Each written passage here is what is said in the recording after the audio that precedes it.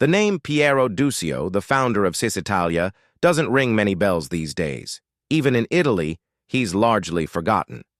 Yet, he was once a star of Italian football. After retiring from the sport in the mid-1930s, Dusio went into business, first in commerce and then in the production of ready-to-wear clothing. Not wanting to completely leave the world of sports, he started participating in Grand Prix races as an amateur, a possibility in those days. His business success soon allowed Dusio to significantly expand his interests. He ventured into supplying uniforms for the army and manufacturing bicycles. Over time, his business grew further.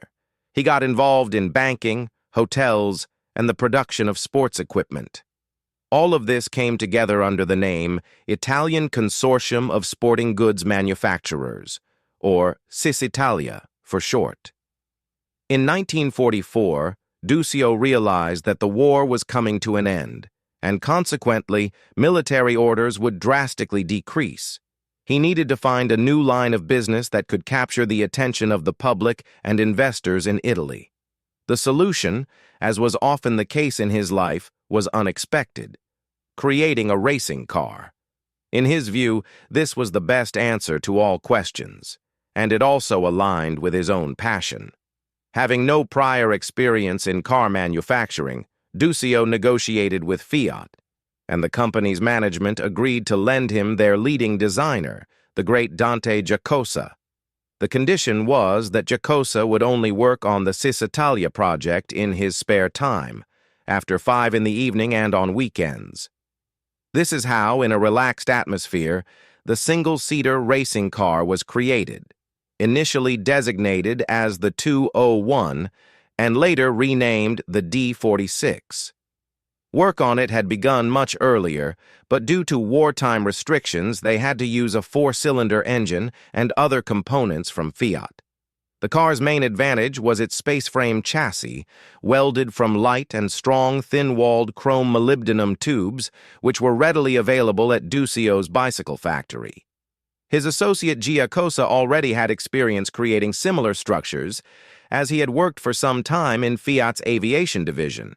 However, such a space-frame chassis was used for the first time in racing car construction, and it was a significant step forward. The web of thin tubes, resembling the fuselage frame of an airplane, provided weight savings and exceptional strength in bending and torsion. Moreover, the design was simple and inexpensive to manufacture. With good machine tools at his disposal, Dusio fundamentally modernized the Fiat engine to increase its power, leaving only the cylinder block unchanged. The gearbox received a pre-selector, which allowed the driver to keep both hands on the steering wheel while cornering at high speeds. Fiat also provided significant technical support for the project, and in 1945, they brought in Giovanni Savanuzzi, the leading designer from their aviation division, to work on it. Everything was going perfectly.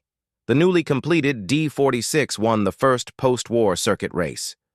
Full of optimism, Dusio planned a series of races in various countries where top drivers would represent Cisitalia D46. But a disappointing debut in Cairo, which attracted very few spectators, undermined these ambitious plans. During the work on improving the racing model, the idea arose to create a sports car based on its chassis. In the summer of 1946, Giacosa sketched a 2-seater car, the 202, and with that, his collaboration with Dusio ended. Savanuzzi, who took his place, successfully continued the work that Giacosa had started. Already in the autumn of the same year, a 2-seater chassis with hastily installed temporary seats was being tested on the factory grounds. Initially, all examples of the car were intended for competition. Soon, coach builder Rocco Motto mounted a closed coupe body on the first chassis, which was named Corsa, and turned out to be unsuccessful. Dusio himself had to pick up the pencil. He offered his sketches to various coach-building workshops for further detailed development. As a result, another coupe appeared, this time very attractive, with sweeping lines that clearly hinted at aviation influences. Its characteristic features were an aerodynamic spoiler at the rear, a sloping roofline, and impressive vertical fins on the rear fenders. Similar fins became a common motif in automotive design throughout the following decade, with the Cadillac models of the late 1950s being prime examples of this style. Incidentally, designers at General Motors quickly adopted another stylistic innovation that appeared on later Savanuzzi coupes: rounded ventilation holes in the front fender panels. The restless Dusio was already conceiving another idea: to construct a luxurious grand touring coupe on the sports model's chassis for his wealthiest clients.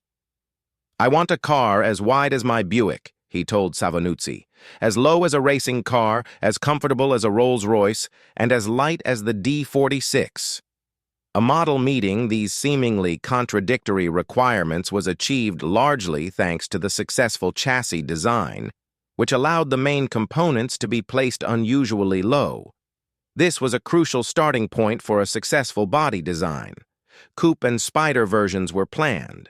Furthermore, the car was intended for series production, meaning its construction had to be relatively simple and technologically feasible. Dusio decided not to put all his eggs in one basket and simultaneously approached several coach-building specialists and firms. The first to respond was Alfredo Vignale, the former leading designer at Stabilimenti Farina. The body he proposed so impressed Dusio that, as a token of gratitude, he even helped the talented maestro establish his own company. But the most outstanding results were achieved by Pininfarina, whose coupe became a truly significant event in the history of automotive design. The principles of lightness and aerodynamics underlying the project served not only to achieve a high technical level in a one-off experiment, but were also the basis for the magnificent harmony of lines and volumes. All of this was perfectly combined with the simplicity of the construction, which allowed for easy mass production. The low silhouette, the hood sloping down below the front fenders, the line of the rear of the body smoothly descending to the trunk lid, the smooth side surfaces, the wide doors, the characteristic roundness of the side window openings, and the complete absence of decorative excesses made the body a true masterpiece, fully deserving of recognition as a work of art. It's no coincidence that the Cisitalia 202 with the Pininfarina coupe body is exhibited in the Museum of Modern Art in New York.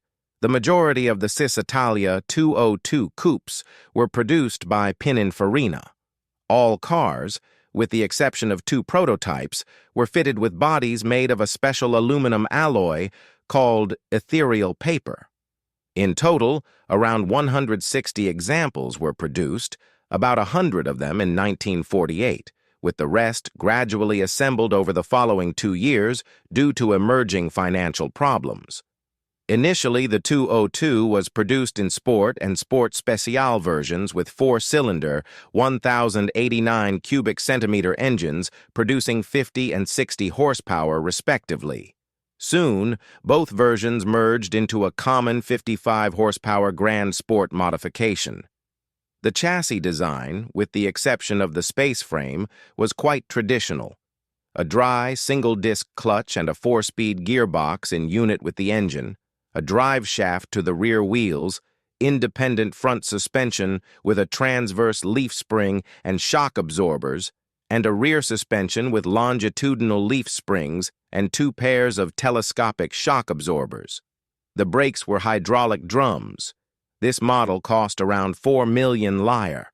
For an additional 300,000 lire, the customer could get the most powerful version, the Mille Miglia, with 2 Weber carburetors, a special cylinder head for its 75 horsepower engine, which propelled the elegant coupe to a top speed of 175 kilometers per hour.